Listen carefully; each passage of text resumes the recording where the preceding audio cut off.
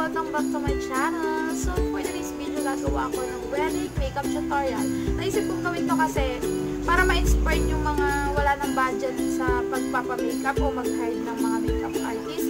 Kasi, minsan nauubos na sa mga requirements or paghanda, pambili ng mga giveaways, mga cake, etc. Yung mga ginagawa or binibili ng ikakasal. Para hindi ka na mag-hire ng makeup artist, why not, diba? Gawin mo na lang sa sarili mo. Kung meron ka namang mga tools, diba? May mga brush ka, may mga eyeshadow ka, bakit di mo na lang gawin sa sarili mo, diba? Pwede ka naman manood ng mga makeup tutorial. Maraming makeup guru na gumagawa ng makeup tutorial or ng wedding makeup tutorial. Para ma-inspired ka. So, gumawa rin ako ng isa. So, ayan. Hindi yan. So, ayan.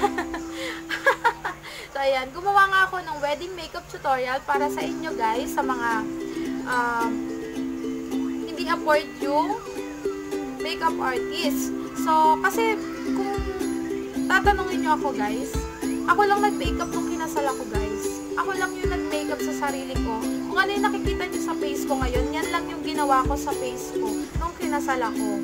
Sa province ako kinasal guys, kaya ako yung nag-makeup sa sarili ko kasi talagang malayo yung city dun sa province ng asawa ko. Malayo yung city. Bago ka makarating sa city, parang alug-alug ka na.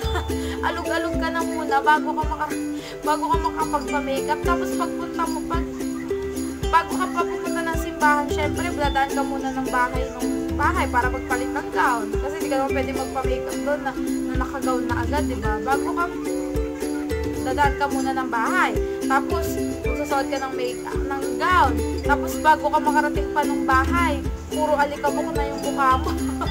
Kaya, ayun guys, ako yung nag-makeup sa sarili ko. Ang daming kwento na ating mga. So, ayan, kung gusto nyo mapanood yung buong video guys, sana, panoodin nyo yung step by step para matutunan nyo talaga yung pag-makeup. Kung gusto nyo matutunan, kung gusto nyo kayo na lang mag-makeup sa sarili nyo, step by step or buong video yung panoodin nyo guys. So, without further ado guys, medyo mahaba na. Please keep on watching. Makeup tutorial. So, bago natin simulan, syempre kailangan mag-alcohol muna tayo ng kamay. So, ayan, nag-alcohol na ako. And then,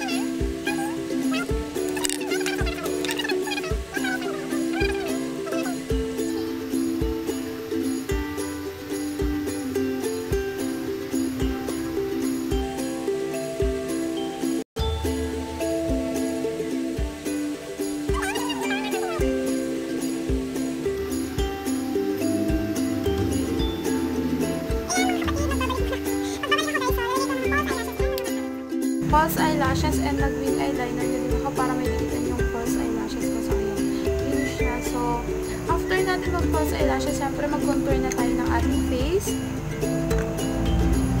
Syempre, maganda to pag picture-picture, diba? Syempre, kasal to.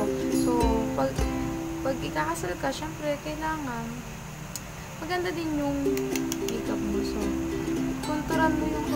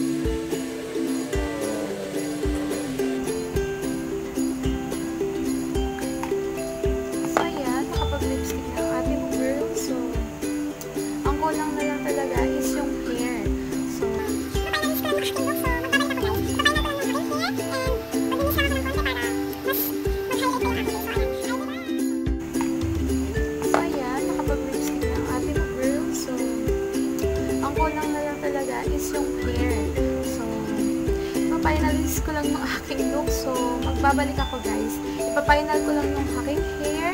And, magbimis lang ako ng konti para mas mag-highlight pa yung aking face. So, ayan. Idol back. So, hi guys! This is my final look. So, kinulot ko lang yung aking hair. Pinaso ko ng konti.